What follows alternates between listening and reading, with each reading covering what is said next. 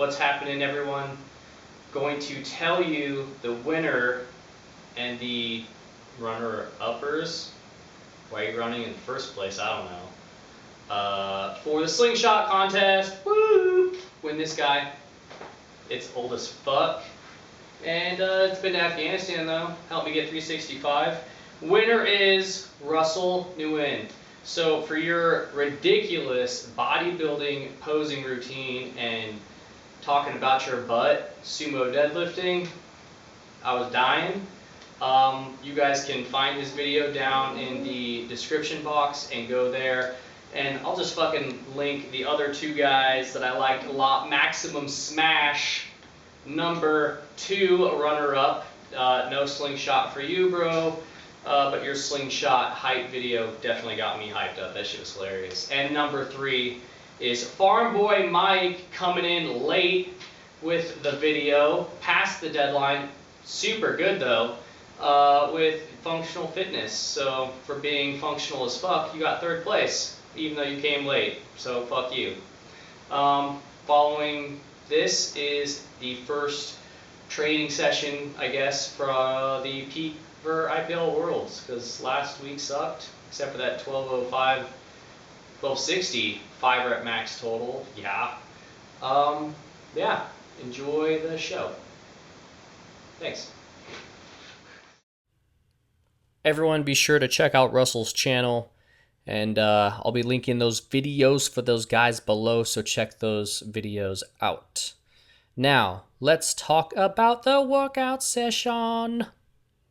In this video, you're going to see all that stuff, and that's literally the entire workout there. So you're seeing the boring stuff behind the scenes in the YouTube fitness community. A lot of times, people are making their channel basically a showcase of their best lifts, which is cool because that shit gets me hyped too sometimes.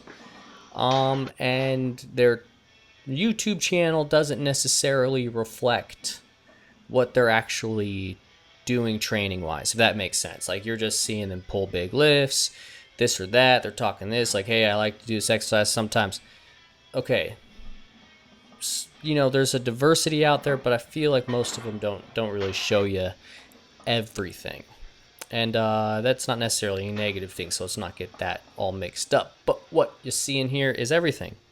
This was my entire training session. So, I mean, we're talking with the exception of working up to 315 for the squat and then later 225 with the bench. I mean, you're not seeing those workup sets, but you're seeing all of my work sets from all of the exercises that I did. This workout with all these, I think 4 or 5 exercises that I did took me about an hour and a half. So a lot slower than expected, but with the heat, my face melts off, and it's really hard to lift weights when you ain't got no face. So yeah, that sucked.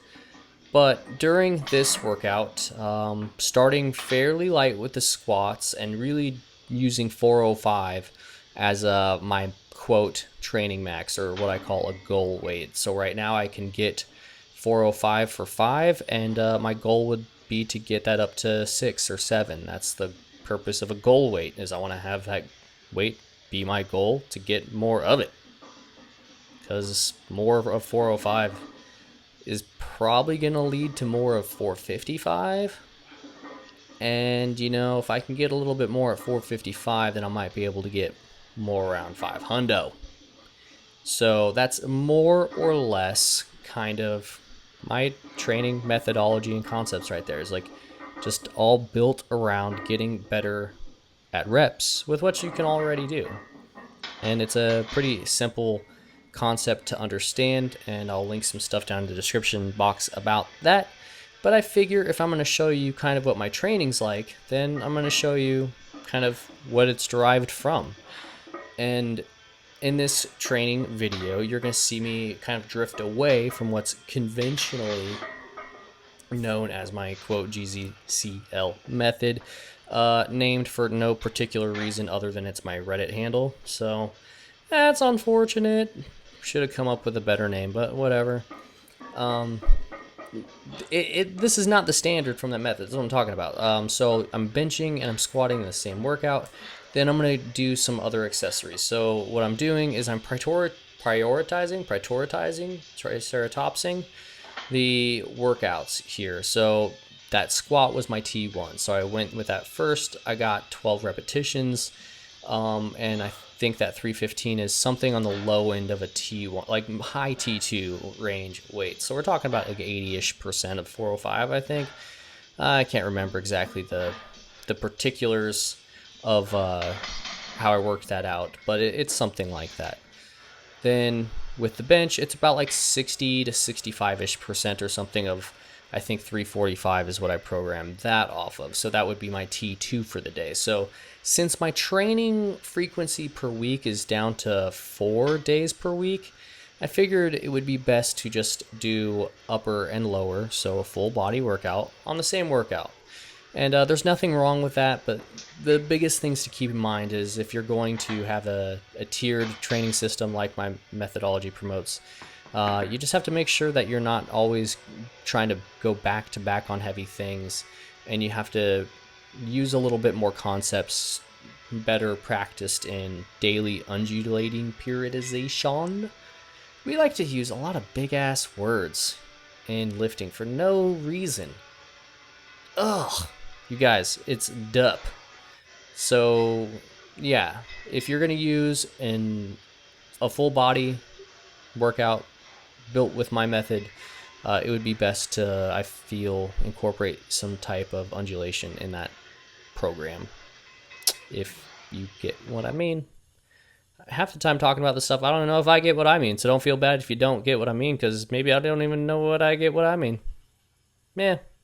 What you're seeing here would be my T3. So I was using those weighted pull-ups that you saw as a T2 for the back, and then I was doing these curls as a T3, and then soon some rear delt flies. Now, on the bench, it was programmed for 3 sets of maximum reps, as was all of my other movements. And the goal for that is really to just do a lot of work without a whole lot of rest, get my conditioning back up, and really just work with some lighter weights that I could just catch a pump with and promote a little bit of hypertrophy by getting more towards failure.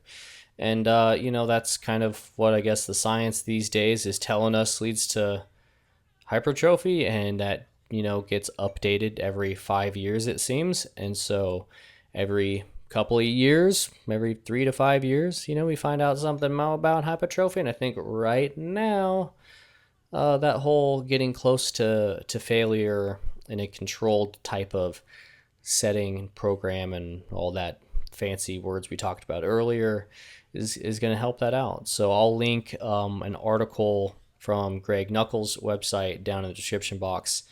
I'm sure mostly everyone who watches this channel has already read it, because Greg's like the hot thing in fitness and strength right now, and he's a good dude. But if you haven't read it, I do suggest you do read it, because it's pretty great, although not 100% conclusive on these concepts.